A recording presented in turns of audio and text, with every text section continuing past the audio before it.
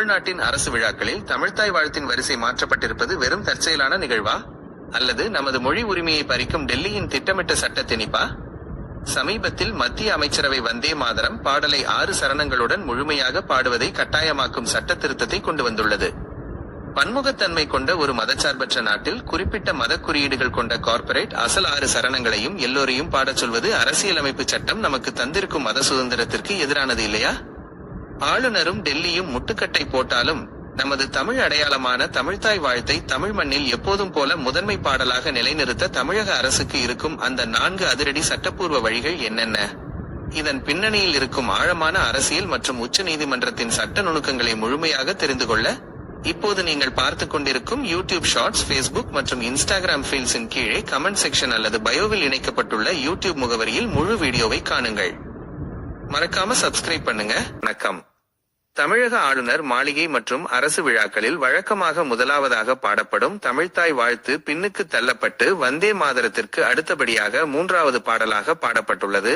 தமிழ்நாட்டின் கலாச்சார அடையாளம் மற்றும் மாநில சுயாட்சி சார்ந்த மிக முக்கியமான விவாதத்தை ஏற்படுத்தியுள்ளது. பல தசாப்தங்களாக தமிழகத்தில் தமிழ்த்தாய் வாழ்த்து முதலிலும் தேசிய கீதம் இறுதியிலும் பாடப்படுவதுதான் மரபு. மத்திய அரசின் புதிய வழிகாட்டுதல்களை காட்டி ஆளுநர் மாளிகை இந்த வரிசையை மாற்றியதே தற்போதைய அரசியல் மற்றும் சமூக குழப்பங்களுக்கு முதன்மை காரணம். அண்மையில் மே 2026 மத்திய அமைச்சரவை தேசிய சின்னங்கள் அவமரியாதை தடுப்புச் சட்டம் 1971 ஒரு திருத்தம் கொண்டு வந்துள்ளது. இதுவரை தேசிய கொடி, தேசிய கீதம், அரசியலமைப்பு சட்டம் ஆகியவற்றை அவமதிப்பது மட்டுமே குற்றமாக இருந்தது. தற்போது கொண்டுவரப்பட்டுள்ள புதிய திருத்தத்தின் மூலம் வந்தே மாதரம் பாடலுக்கும் இதே சட்டப்பூர்வ பாதுகாப்பு நீட்டிக்கப்பட்டுள்ளது. இனி இப்பாடலை திட்டமிட்டு அவமதித்தாலோ இடையூறு செய்தாலோ 3 ஆண்டுகள் வரை சிறை தண்டனை விதிக்க இந்த திருத்தம் வழிவகை செய்கிறது. வந்தே மாதரம் பாடலில் முதல் 2 சரணங்கள் மட்டுமே இதுவரை பாடப்பட்டு வந்த நிலையில் தற்போது அதன் 6 சரணங்களையும் முழுமையாக பாட வேண்டும் என்று வலியுறுத்தப்படுகிறது. அசல் பாடலின் 6 சரணங்களையும் முழுமையாக பாடி முடிக்க சுமார் 3 நிமிடங்கள் 10 வினாடிகள் ஆகும். 1937 மகாத்மா காந்தி, ஜவஹர்லால் நேரு உள்ளிட்ட தலைவர்கள் அடங்கிய காங்கிரஸ் கமிட்டி இந்த பாடலின் பிந்தைய சரணங்களில் உள்ள இந்து மத குறியீடுகளை கருத்தில் கொண்டு மதச்சார்பற்ற முதல் 2 சரணங்களை மட்டுமே பொதுவெளியில் பாட வேண்டும் என்று வரலாற்று சிறப்புமிக்க முடிவை எடுத்தனர். ஆனால் தற்போதைய மத்திய அரசு 150வது ஆண்டை காரணம் காட்டி 6 சரணங்களையும் முழுமையாக பாடுவதை முன்னெடுக்கிறது. வந்தே மாதரத்தின் பிந்தைய சரணங்களில் துர்க்கை, லக்ஷ்மி, சரஸ்வதி போன்ற இந்து மத தெய்வங்களை வணங்குவது போன்ற வரிகள் உள்ளன. இந்தியா ஒரு மதச்சார்பற்ற நாடு. அரசியலமைப்பு சட்டப்பிரிவு 25 குடிமக்களுக்கு மத சுதந்திரத்தை வழங்குகிறது. உருவ வழிபாட்டை ஏற்காத இஸ்லாமிய அல்லது கிறித்தவ மதத்தைச் சேர்ந்தவர்கள் மீது இந்து மத குறியீடுகள் கொண்ட பாடலை கட்டாயப்படுத்துவது அவர்களின் அடிப்படை உரிமைகளை பறிப்பதாகவே அமையும் என்று சமூக ஆர்வலர்கள் வாதிடுகின்றனர்.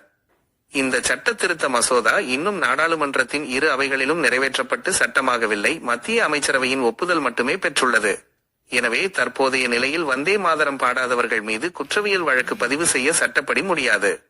மத்திய அரசு அனுப்பியிருப்பது வெறும் வழிகாட்டு நெறிமுறை மட்டுமே என்று உச்ச நீதிமன்றமும் தெளிவுபடுத்தியுள்ளது.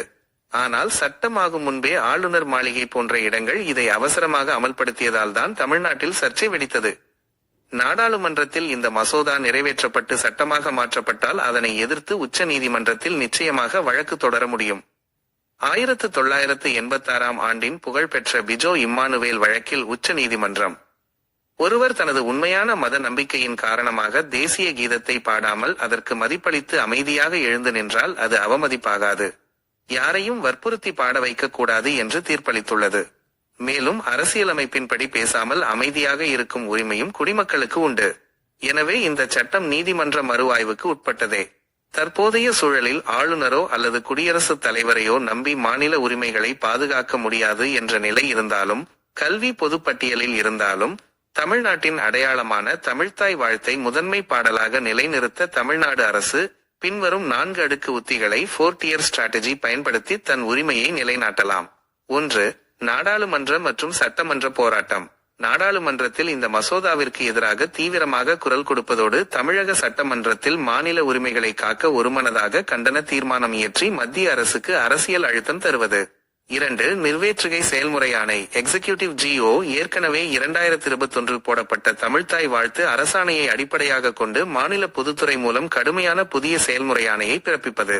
மாநில எல்லைக்குள் நடக்கும் எந்தவொரு அதிகாரப்பூர்வ விழாவிலும் நிகழ்ச்சி நிரலில் தமிழ்த்தாய் வாழ்த்தே முதலிடத்தில் இருக்க வேண்டும். மீறினால் அதிகாரிகள் மீது ஒழுங்கு நடவடிக்கை என உத்தரவிடுவது. இதற்கு ஆளுநரின் கையெழுத்து தேவையில்லை. 3. நீதிமன்ற முறையீடு. மத்திய அரசு மாநில அதிகாரத்தில் தலையிடும்போது தமிழ்நாடு அரசே நேரடியாக அரசியலமைப்பு சட்டப்பிரிவு 131 கீழ் மத்திய அரசுக்கு எதிராக உச்ச நீதிமன்றத்தில் அசல் வழக்கு தொடர்வது. 4. ஜனநாயக மக்கள் போராட்டம். சட்ட போராட்டங்களுக்கு பலம் சேர்க்கும் வகையில் தமிழ்நாட்டின் மொழி மற்றும் கூட்டாட்சி தத்துவத்தை காக்க அரசியல் கட்சிகள், மாணவர்கள், தமிழறிஞர்கள் மற்றும் பொதுமக்களின் ஆதரவோடு அமைதியான மக்கள் இயக்கங்களை நடத்துவது. இந்த 4 வழிகளும் தமிழ்நாட்டின் மொழி அடையாளத்தையும் மாநில சுயாட்சி உரிமையையும் நிலைநிறுத்த நிச்சயமாக பயன்படும். மிக்க நன்றி.